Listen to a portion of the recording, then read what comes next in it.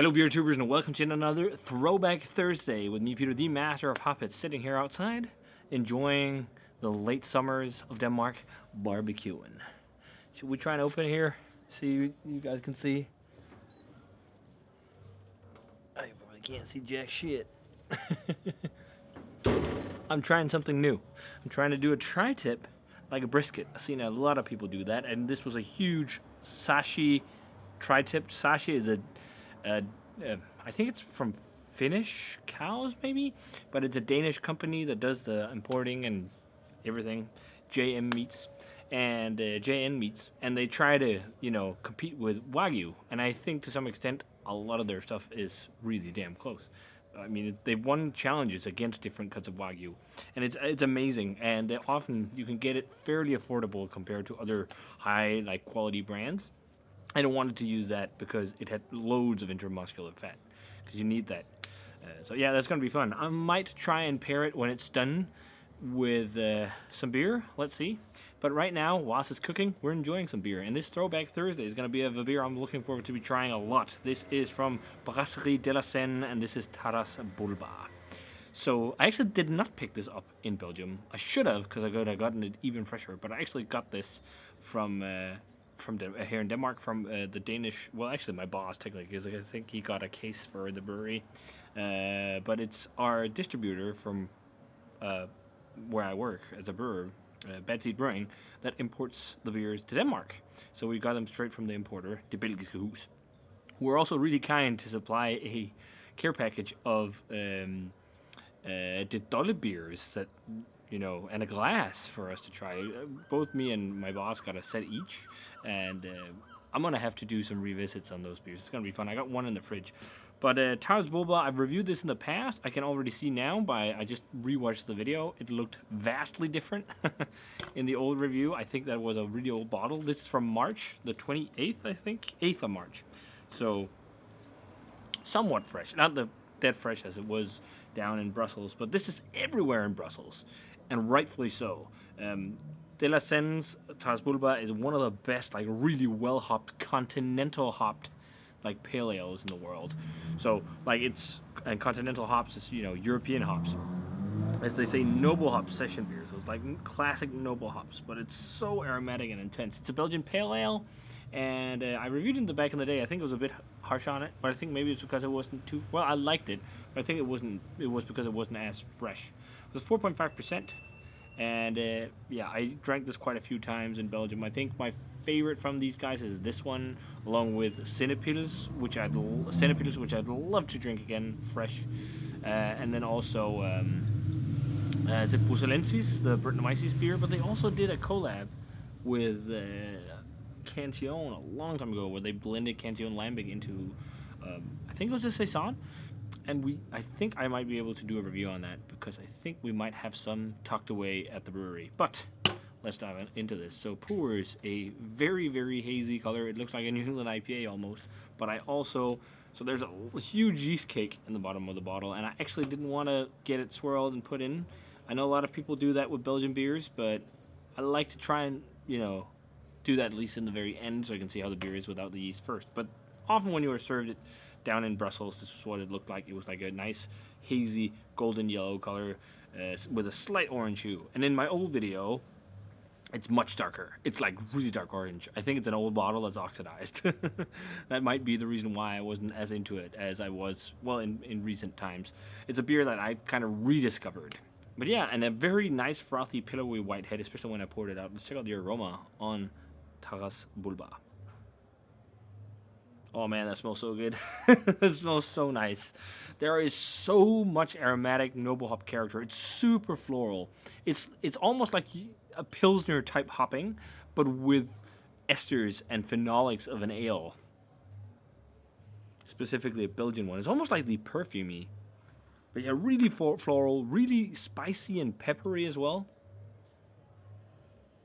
Oh, it just smells so good. I'm there's a really nice bready, malty backbone, and really doughy as well.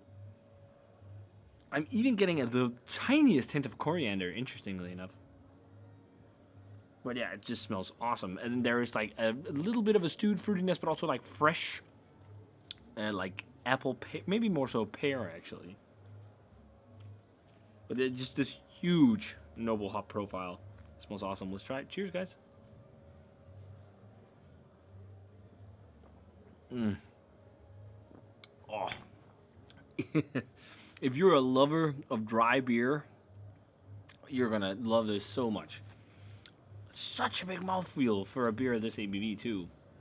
It's, this. It's really hoppy. It's really bitter, and it's really dry. I love it, but I can totally see how I think a lot of modern beer geeks will not like this.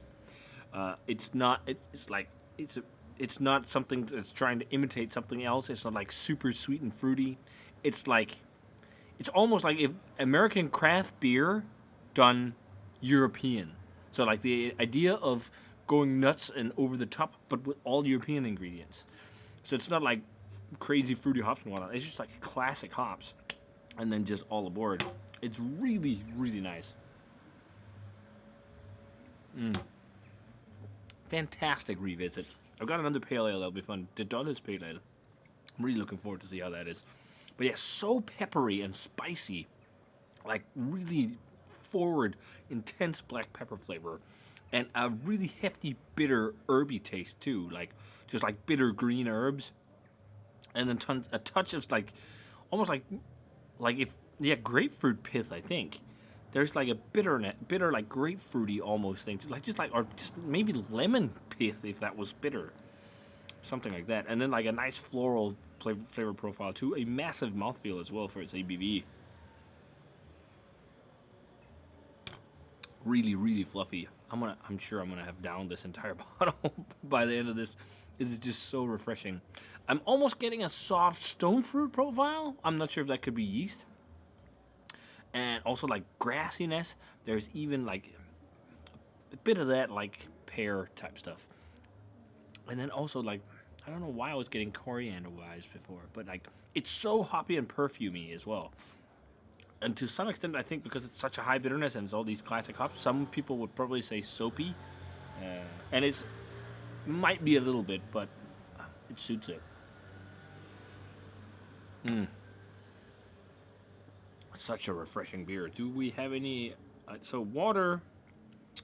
Gestemut, it says. It's funny. It's water, malted barley, hops, fermentable sugar. So they use sugar, possibly to dry it out.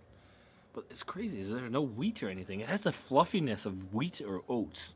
But it could also just be because there's so much yeast in the bottles. I mean, look at that. It looks like, again, a New England IPA or something.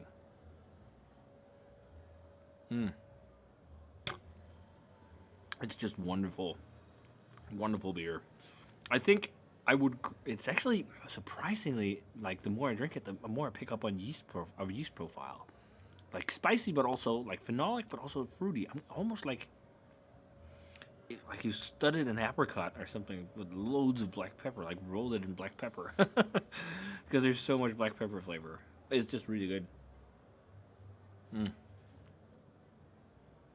Like it has enough brightness and like grassy, floral, slightly citrus flavors to combat all that drying bitterness.